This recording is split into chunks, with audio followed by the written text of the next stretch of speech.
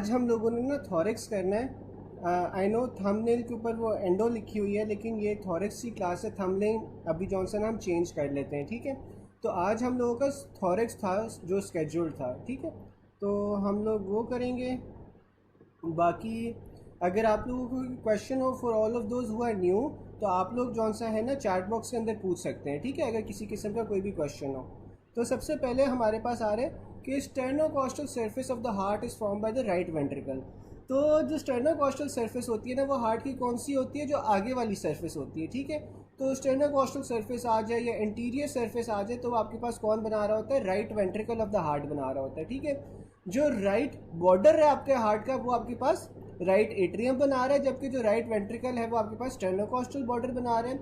Right border of the heart और x ray made by, तो अगर आपके पास एक्सरे का लफ्ज़ आ जाए ना कि राइट बॉर्डर एक्सरे पे कैसे नज़र आता है, तो राइट बॉर्डर एक्सरे पे जो राइट बॉर्डर है ना, वो आपके पास सुपीरियर वीना केवा बना रही होती है, क्योंकि वो भी राइट एट्रियम के अंदर ड्रेन कर रही होती है। और साथ में राइट एट्रियम इट सेल्फ जो है ना आपके पास right border of the heart बना रहा है।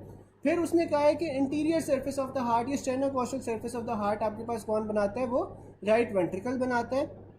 The subcostal surface of heart is form by primarily by the interior wall of which heart chamber, तो आपके पास वो राइट वेंट्रिकल आ जाता है, ठीक है। Subcostal surface, sternocostal surface, interior surface, ये सारी एक ही चीज़ें हैं जो आपके पास राइट वेंट्रिकल बना रहा होता है। अगर वो राइट बॉर्डर पूछ ले तो फिर वो आपके पास आ जाएगा राइट एट्रियम। अच्छा, अब मुझे कोई चैट बॉक्स में ये बता सकता है कि जो बेस ऑफ द हार्ट होती है वो कौन सा बना रहा होता है हार्ट का पार्ट, ठीक है।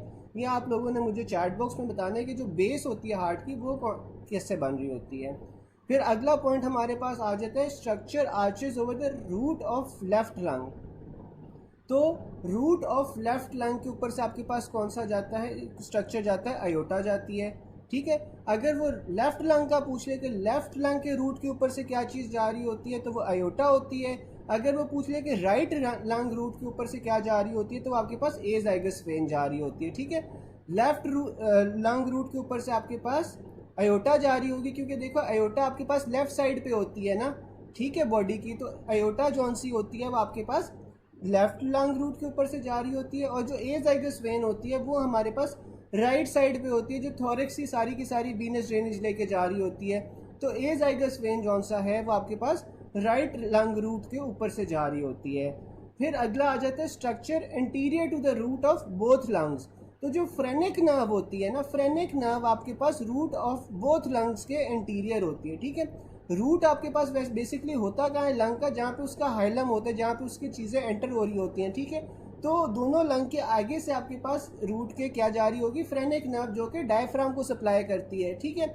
और पीछे से दोनों रूट्स के क्या जा रही होगी? आपके पास वेगस नर्व जा रही होगी, ठीक है, जो आपके पास 10th क्रेनियल नर्व होती है, वो दोनों लंग रूट्स के पीछे से जा रही होगी। Structures posterior to the root of both lungs आपके पास वेगस नर्व है। Pulmonary trunk relation with the bronchus at the hilum of the lung, तो उसका निमोनिक है आपके पास right anterior and left superior. अब जो आपके पास पल्मोनरी ट्रंक है ना, उसका रिलेशन क्या है with the bronchus at the hilum of the lung. तो जो आपके पास पल्मोनरी ट्रंक है ना, वो आपके पास राइट साइड पे एंटीरियर होता है और लेफ्ट साइड के ऊपर सुपीरियर होता है, ठीक है। अभी इसके बाद ना जिन लोगों को थोड़ा डायग्रामेटिकली विजुअलाइज नहीं हो रहा ना, तो मैं आप लोगों को इसके बाद मीट का सेशन दूंगा, जिसके ऊपर मैं आपको डायग्राम्स के साथ मज़ीद बेहतर तरीके से ना ओरिएंट कर दूंगा। अभी के लिए आप बस ये देखो कि जो ब्रोंकस होता है ना, ब्रोंकस आपके पास दो में डिवाइड हो जाता है, एक राइट होती है और एक लेफ्ट ब्रोंकस होता है, ठीक है। जो राइट वाला ब्रोंकस होगा ना, वो पल्मोनरी ट्रंक के इंटीरियर होगा, जबकि जो लेफ्ट वाला ब्रोंकस है वो पल्मोनरी ट्रंक के सुपीरियर होगा, ठीक है। अब वो पूछ रहा है, अभी तक मुझे जवाब नहीं दिया किसी ने, कि जो बेस ऑफ हार्ट होती है वो किस स्ट्रक्चर से बन रही होती है। चैट बॉक्स में आप बताओ सब। फिर अगला आपके पास आ रहा है right lung is more common site for inhaled foreign bodies, ठीक है। अब जो आपके पास राइट लंग है ना, वो फॉरेन बॉडीज के लिए ज़्यादा कॉमन होता है कि वहाँ पे चीज़ें जाती हैं। ऐसा क्यों है? क्योंकि जो आपके पास राइट ब्रोंकस होता है ना, एक तो वो डायमीटर में बड़ा होता है, ठीक है, उसके अलावा ये ज़्यादा वर्टिकल होता है और ये शॉर्टर होता है, ठीक है। जो राइट ब्रोंक्यूल है वो आपके पास डायमीटर में थोड़ा बड़ा होगा, वाइडर होगा, साथ में आपके पास ये वर्टिकल होगा, ठीक है, और साइज में थोड़ा छोटा होगा, ठीक है। तो इस वजह से आपके पास जो फॉरेन पार्टिकल्स हैं वो राइट लंग में जाएंगे because right main stem bronchus is wider, more vertical and shorter than the left, ठीक है। उसके बाद while doing bronchoscopy the first structure visualised is upper lobe bronchus, ठीक है। अब जब आप ब्रोंकोस्कोपी करोगे तो आपको सबसे पहले क्या चीज़ नज़र आएगी, अपर लोब ब्रोंकस नज़र आएगा, ठीक है, क्योंकि वो सबसे ऊपर होता है। फिर if you aspirate a peanut while upright, ठीक है, अगर आप बैठे हुए हो या खड़े हुए हो और आप कोई फॉरेन पार्टिकल इंजेस्ट एस्पिरेट कर रहे हो, या जैसे कि पीनट हो गया, तो वो कहाँ पे एंटर होता है, वो आपके पास बेजल या posterior segment of right lower lobe में एंटर होता है, ठीक है। जो आपके पास राइट लोअर लोब होता है ना, वो आपके पास उसका बेजल या पोस्टीरियर सेगमेंट के अंदर ये जाता है, ठीक है। उसके बाद अगर आप सुपाइन पोजीशन में होगे, यानी कि आप लेटे होगे और आप कोई चीज़ एस्पिरेट करते हो, तो फिर आपके पास वो कहाँ जाएगा, एपिकल या superior segment of lower lobe, preferentially on the right side, ठीक है। तो जाएगा वो भी राइट साइड पे, लेकिन वो superior segment of right lower lobe में जाएगा। अब देखो दोनों सिनेरियोज के अंदर इसने जाना राइट लोअर लोब में ही है, ठीक है, लेकिन जब आप अपराइट होगे तो वो बेजल या पोस्टीरियर सेगमेंट में जाएगा, अगर आप लेटे होगे तो फिर वो आपके पास एपिकल या सुपीरियर सेगमेंट में जाएगा। अच्छा, यहाँ तक किसी को कोई क्वेश्चन हो या क्यूरी हो तो आप लोग मुझे बताएं, अगर समझ आ गया डिस्पाइट दैट उसके बाद भी बताएं कि समझ आ गया, ताकि मैं आगे चलूँ, ठीक है। आप लोग मुझे बताओ।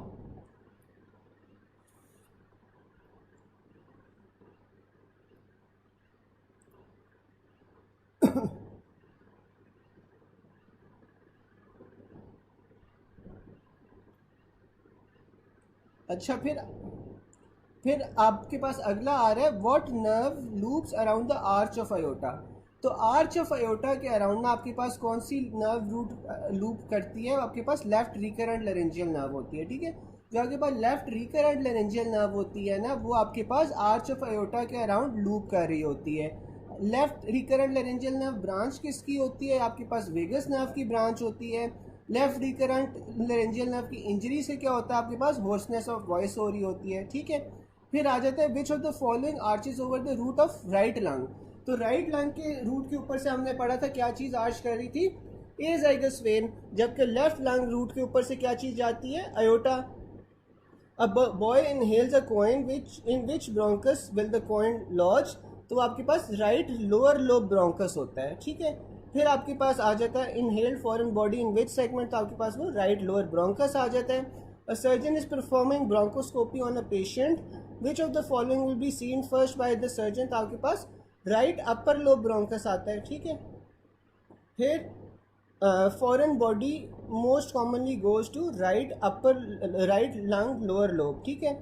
गाइस, मुझे अभी तक खाली डॉक्टर हुमा ने बताया है कि समझ आ रही है, बाकी सारे कहाँ पे हो यार, मुझे बताओ कि कितना समझ आ रहा है, कितना समझ नहीं आ रहा है। कुछ नहीं समझ आ रहा है तो मैं रिपीट करता हूँ या एक्सप्लेन करने की कोशिश करता हूँ।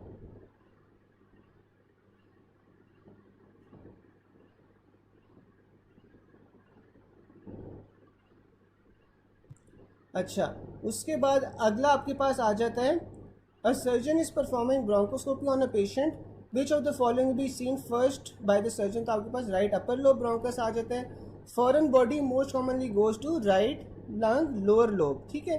अ patient with aspiration pneumonia develops chest pain with dullness on percussion in area medial to the medial border of scapula on elevation of arm, which part of the lung is most likely to be affected, तो आपके पास वो right apical lobe होगा। अब उसे देखो, aspiration pneumonia है, ठीक है। डॉक्टर आलिया वो जौन से ना जो आपके आईटी वाले हैं वो चेंज कर देते हैं, अभी मैंने उन्हें मैसेज किया है, ठीक है। अच्छा, अब हमारे पास ये आ रहा है a patient with aspiration pneumonia. अब एस्पिरेशन नमोनिया कब होता है कि जब आपके पास कोई फूड पार्टिकल्स, जब वॉमिट आप एस्पिरेट कर लेते हो, ठीक है, और वो फिर आपके पास ट्रेकिया में चली जाती है, ठीक है, वो आपके पास ट्रेकिया में चली जाएगी, उसकी वजह से आपके पास क्या हो रहा है, पेशेंट को चेस्ट पेन हो रही है। चेस्ट पेन के साथ साथ क्योंकि लंग्स के अंदर पानी जा रहा है तो इस वजह से आपके पास डलनेस मिलेगी प्रकशन में। अब जो उसने एरिया बताया हुआ है, जो इफेक्ट हुआ हुआ है, वो कौन सा हुआ हुआ है, मीडियल बॉर्डर ऑफ स्कैपुला के medial on elevation of the arm. तो आपके पास लोब कौन सा इफेक्ट हो रहा है, वो कह रहे हैं कि राइट एपिकल लोब जौन सा है ना वो इफेक्ट हो रहा है। अब ये जो है ना उसने बताया हुआ है कि medial border of scapula on elevation of arm corresponds to the oblique fissure of the right apical lobe. अब जो आपके पास राइट एपिकल लोब होता है ना, इसमें आपके पास दो फिशर्स आ जाते हैं, एक ऑब्लिक फिशर होता है और एक आपके पास हॉरिजॉन्टल फिशर होता है, ठीक है। ये जो ऑब्लिक फिशर और हॉरिजॉन्टल फिशर है ना, ये आपके पास राइट लंग को तीन लोब्स में डिवाइड कर देते हैं, ठीक है। एक अपर लोब होता है, एक मिडल लोब होता है और एक लोअर लोब होता है, ठीक है। और जो लेफ्ट लंग होती है, लेफ्ट लंग के अंदर आपके पास दो लोब्स आ जाते हैं, क्योंकि उसमें हाल ही एक हॉरिजॉन्टल फिशर प्रेजेंट होता है, और हॉरिजॉन्टल फिशर जो है ना वो उसे डिवाइड कर रहा होता है अपर लोब में और लोअर लोब में। साथ में ना लेफ्ट लंग की एक और कैरेक्टरिस्टिक होती है कि जो लेफ्ट लंग होता है ना वो आपके पास छोटा होता है देन द राइट लंग, और इसका वेट भी कम होता है, ठीक है। और इसमें एक प्रोसेस होता है जिसे हम कहते हैं लिंगुला। लिंगुला जॉनसन एक टंग लाइक प्रोसेस होता है जो आपके पास लेफ्ट लंग के अंदर पाया जाता है। और मुझे कोई बता सकता है कि ये जो लिंगुला होती है इसकी सिग्निफिकेंस क्या होती है? चैट बॉक्स में कोई मुझे बता सकता है? अच्छा, तब तक फिर हम आगे चलते हैं। Percussion of the posterior aspect of chest along the scapular line in sitting position resonates most likely will touch which rib. तो आपके पास 10th रिब तक जौन से ना वो लंग्स आ रहे होते हैं, इसलिए प्रिकशन के ऊपर आपको वो रेजोनेट साउंड मिलती है, ठीक है। 10th रिब तक आपके पास पोस्टीरियर बॉर्डर पे लंग्स आ रहे होते हैं, इसलिए प्रिकशन के ऊपर आपको रेजोनेंस मिलती है। अभी तक किसी ने बताया नहीं है कि जो लिंगुला होती है उसकी क्या सिग्निफिकेंस होती है।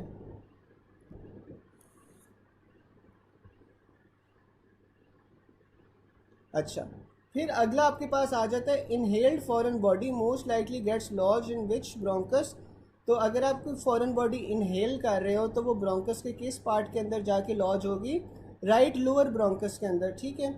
फिर आपके पास आ रहा है 3-year-old baby inhaled something after which she has shortness of breath.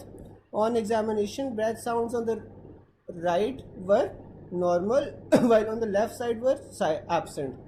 Chest X-rays confirm foreign body lodged in left lower bronchus. What is your diagnosis? तो अगर आपके पास foreign body left lower bronchus के अंदर आ रही है तो इसका क्या मतलब है कि आपके पास साइटस इन्वर्सस हुआ हुआ है। साइटस इन्वर्सस में क्या होते हैं, जितनी भी आपकी मेजर ब्लड वेसल्स होती हैं, जितने भी आपके मेजर ऑर्गन्स होते हैं, स्ट्रक्चर्स होते हैं, वो सारे साइड चेंज कर लेते हैं, ठीक है। तो नॉर्मली तो आप देखो कि राइट ब्रोंकस के अंदर जाना चाहिए, लेकिन अगर वो लेफ्ट ब्रोंकस के अंदर चला गया तो इसका मतलब है कि पेशेंट में साइटस इन्वर्सस है।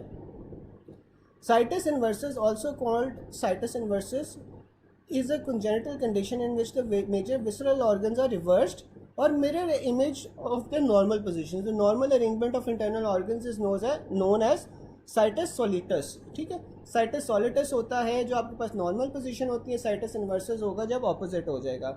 अच्छा गाइज, फॉर एवरीवन, ये जौन सा है ना आपके पास जो मैं आपको बता रहा था कि लिंगुला जौन सा होता है ना, बेसिकली एक लेफ्ट लंग के अंदर ना एक प्रोजेक्शन होती है या फिर एक डिप्रेशन होती है, ठीक है।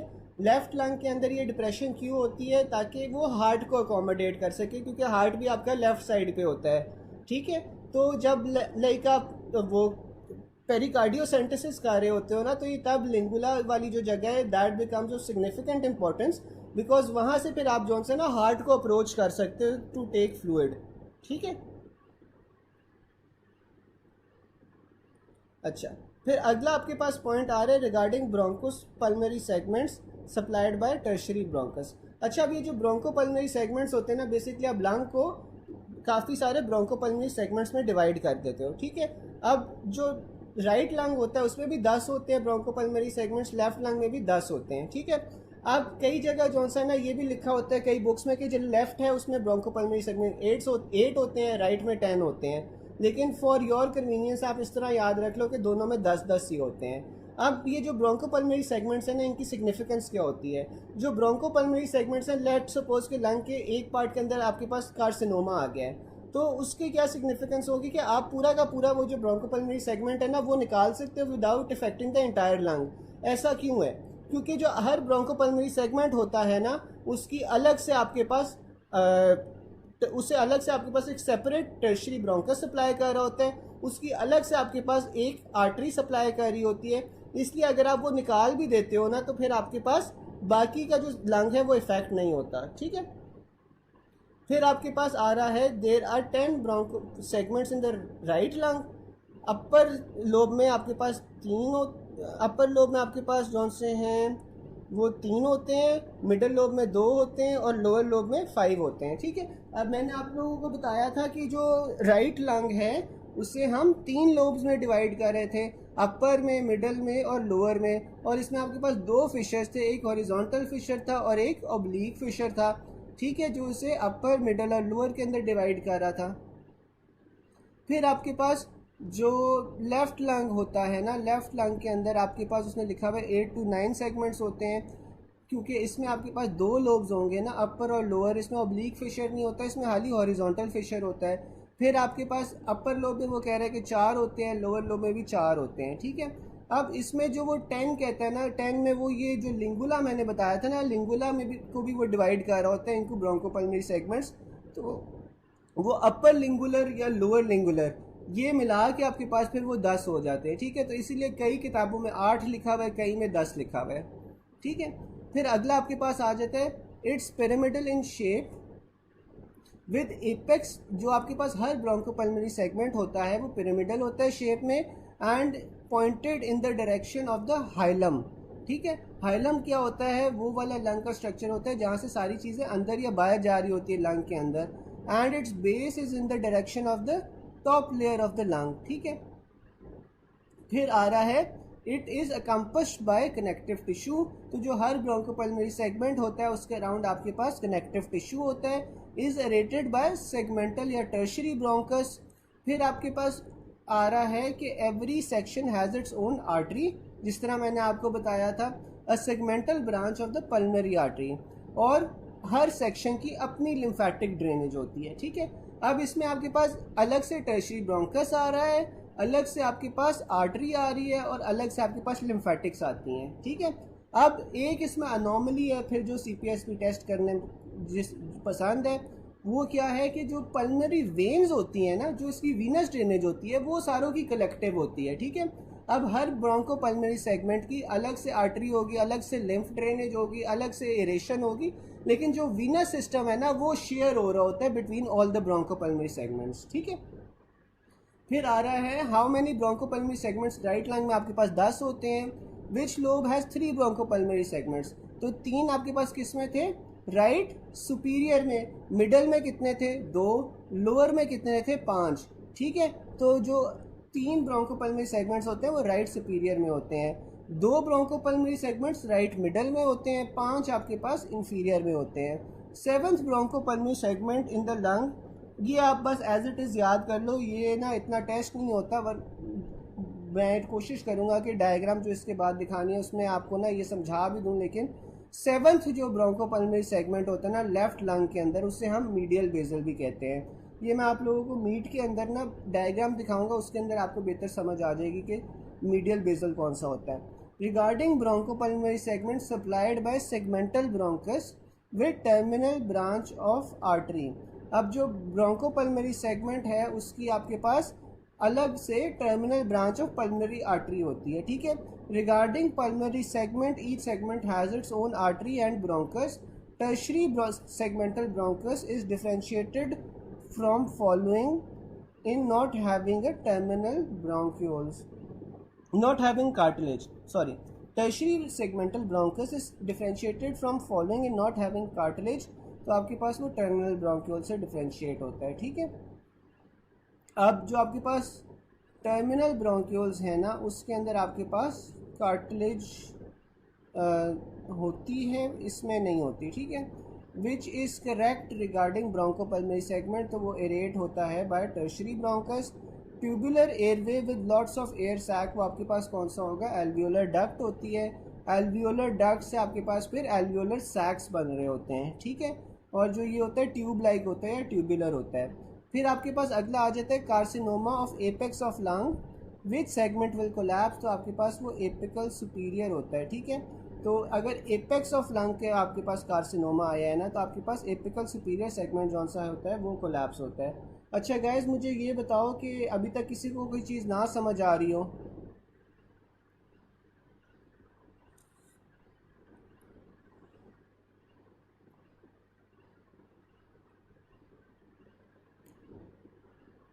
ये जो ब्रोंकोपल्मोनरी सेगमेंट्स हैं ना, इसकी मैं आपको डायग्राम्स भी दिखा दूंगा जिससे आपको याद करने में थोड़ी आसानी हो जाएगी कि एपिकल सुपीरियर कहाँ पे होता है, मीडियल बेसल कहाँ पे होता है, वो मैं आप लोगों को डायग्राम्स भी इसके बाद दिखा दूंगा। If there is a tumour in the right superior lobe bronchus, the bronchopulmonary segment most likely to be collapse would be apical superior. ठीक है, तो अगर आपके पास एपेक्स पे या सुपीरियर लोब के ऊपर आपके पास ट्यूमर है तो आपके पास एपिकल सुपीरियर जो आपके पास ब्रोंकोपल्मोनरी सेगमेंट है ना, वो इफेक्ट होगा। Tumour of superior segment of lung causes collapse of which segment का आपके पास एपिकल सुपीरियर होगा।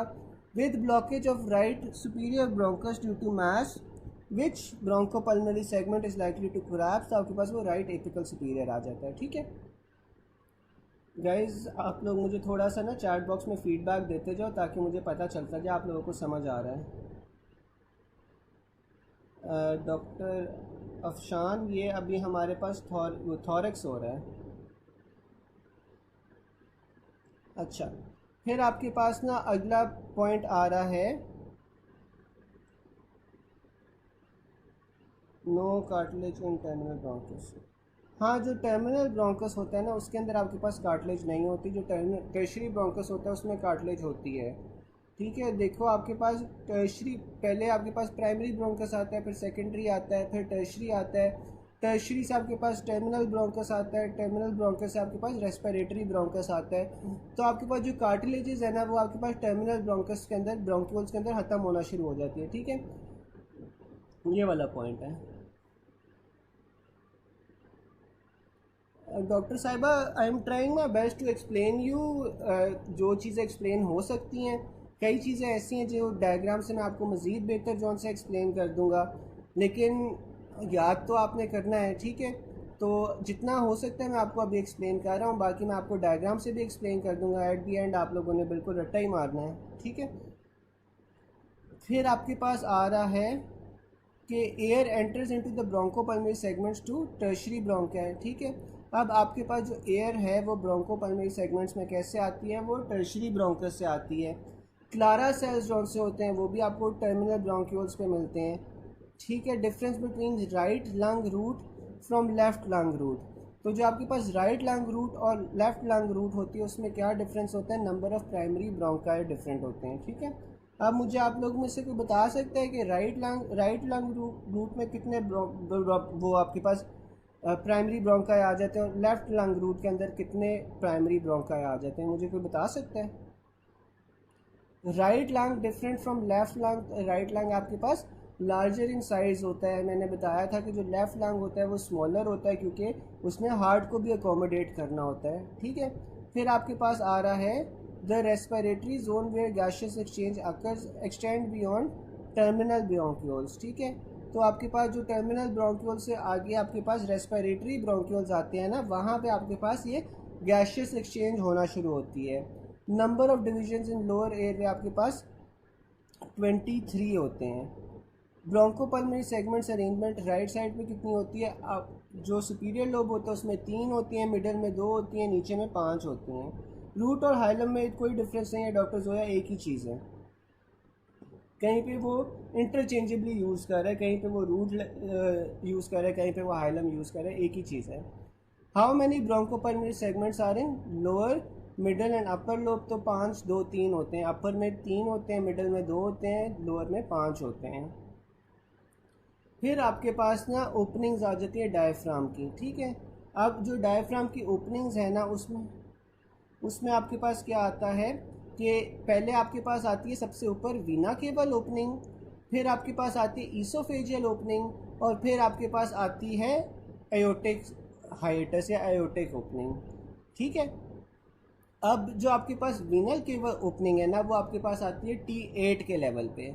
ठीक है, वीनल केवा की ओपनिंग जौन सी है वो T8 के लेवल पे आती है। इसमें से जो स्ट्रक्चर्स पास कर रहे होते हैं वो कौन से होते हैं, इंफीरियर वीना केवा होती है और साथ में फ्रेनिक नर्व होती है। ठीक है, अच्छा मुझे कोई बता सकता है कि जो फ्रेनिक नर्व है वो रूट ऑफ लंग्स के इंटीरियरली गुजरी होती है या पोस्टीरियरली गुजरी होती है, ये मुझे कोई बता सकता है चैट बॉक्स में?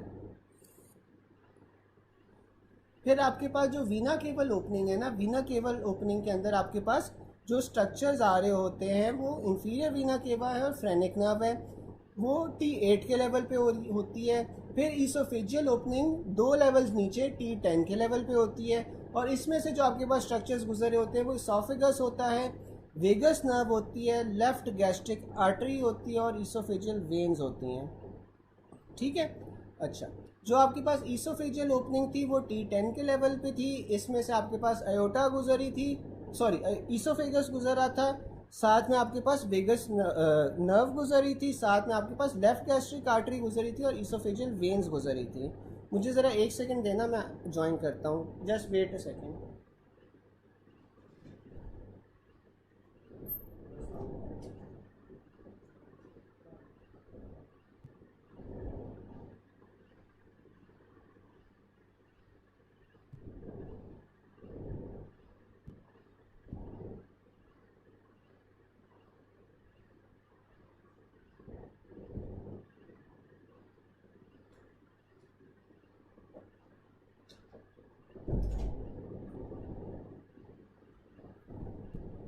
अच्छा guys, I am back.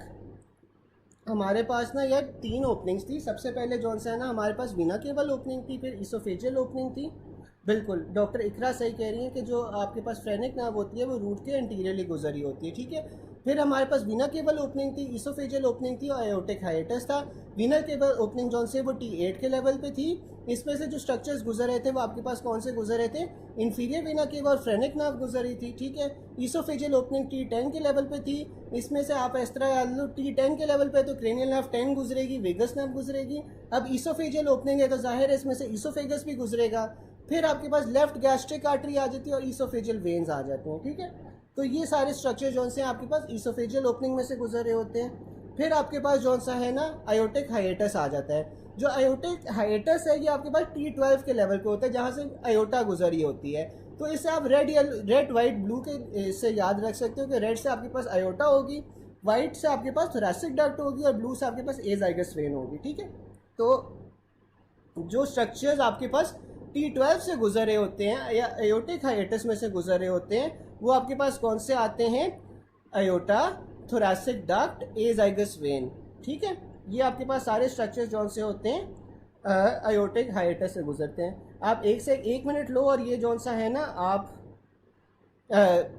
Absorb करो ताकि ना आप लोगों को याद हो जाए। ये काफ़ी आता है पेपर में। ठीक है।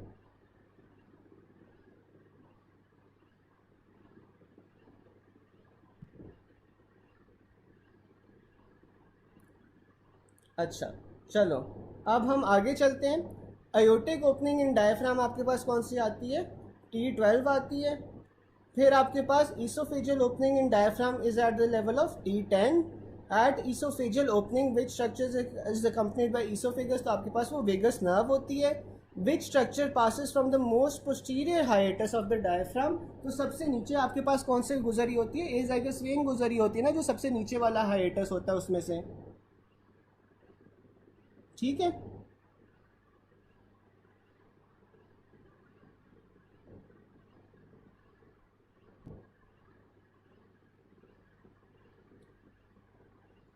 फिर आपके पास आती है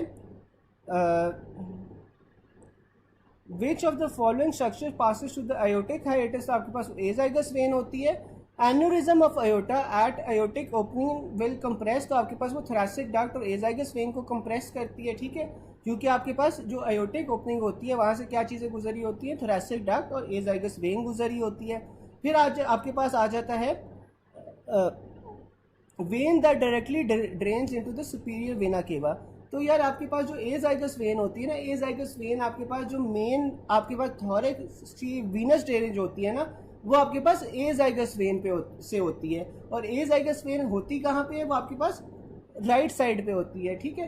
तो राइट साइड पे आपके पास एजाइगस वेन होती है जो थोरैक्स से सारी वीनस ड्रेनेज करवा रही होती है, और ये ओपन कहाँ पे होती है, आपके पास सुपीरियर वेना केवा के अंदर ओपन होती है।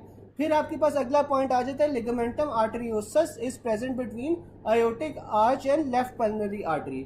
अब ये जो लिगामेंटम आर्टरियोसस है ना, ये आपके पास आयोटिक आर्च और पल्मोनरी आर्टरी से गुजरा होता है, लेफ्ट पल्मोनरी आर्टरी से। ठीक है।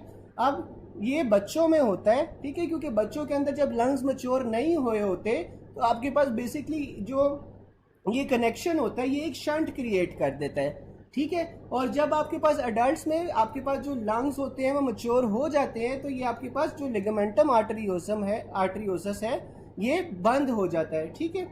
और मुझे कोई बता सकते हैं जब ये लिगामेंटम आर्टरियोसस बंद हो जाता है या डीजेनरेट कर जाता है तो फिर हम उसे क्या कहते हैं? चार्ट बॉक्स में कोई बता सकता है? पेटेंट डक्टस आर्टरियोसिस तो हम उसे तब कहेंगे ना डॉक्टर साहिबा जब वो बंद नहीं हो पाएगा, यानी कि पेटेंट रह जाएगा, तब उसे हम पेटेंट डक्टस आर्टरियोसिस कहेंगे। लेकिन जब ये डीजेनरेट कर जाता है या रिग्रेस कर जाता है फिर हम उसे क्या कहते हैं?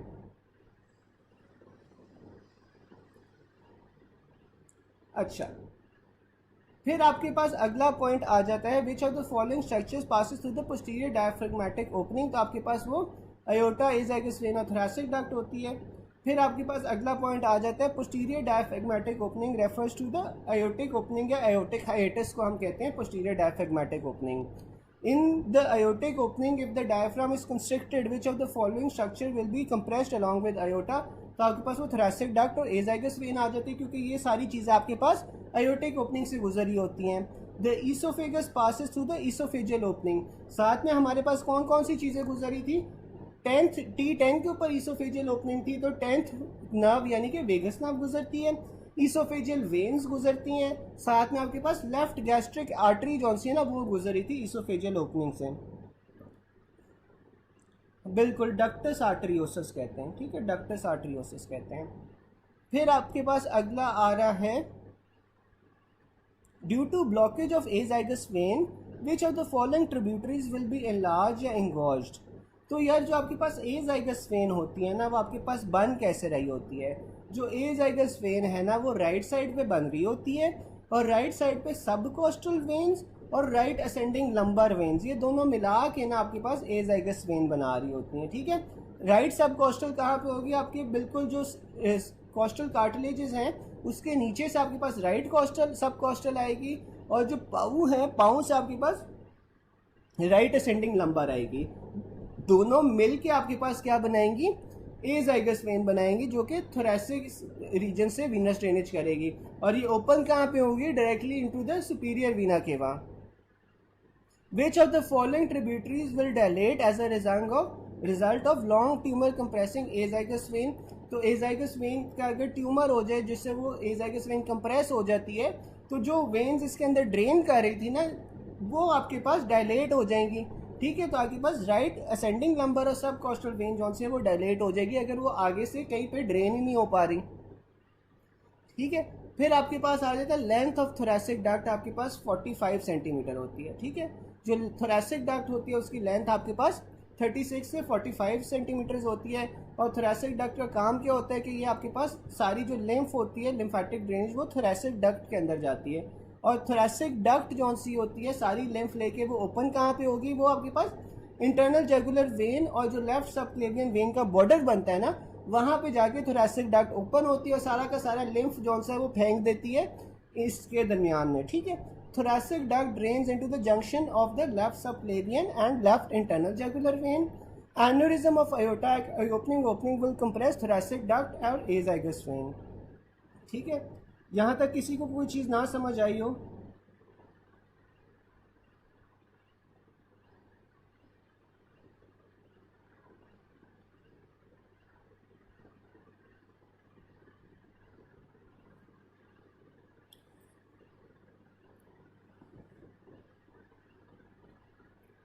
यहाँ तक किसी को कोई चीज़ ना समझ आई हो?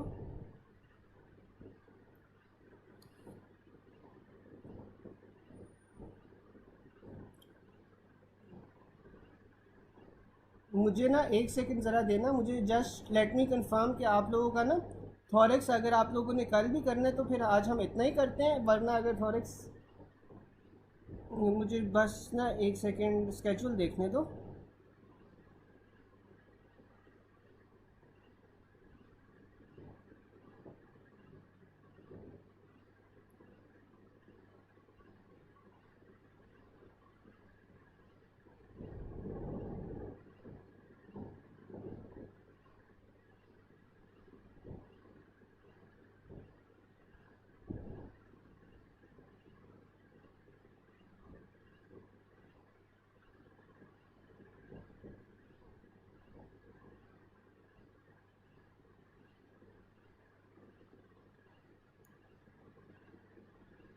चलो अभी कल भी आपका थॉरेक्स है, तो ना आज के लिए इतना ही करते हैं, बाकी जौन सा ना हम कल कर लेंगे।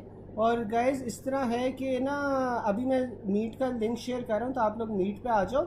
और जो चीज़ें ना मैं आप लोगों को एक बार डायग्रामेटिकली भी समझा देता हूँ, ताकि आप लोगों को ना एक बेहतर अंडरस्टैंडिंग बन जाए।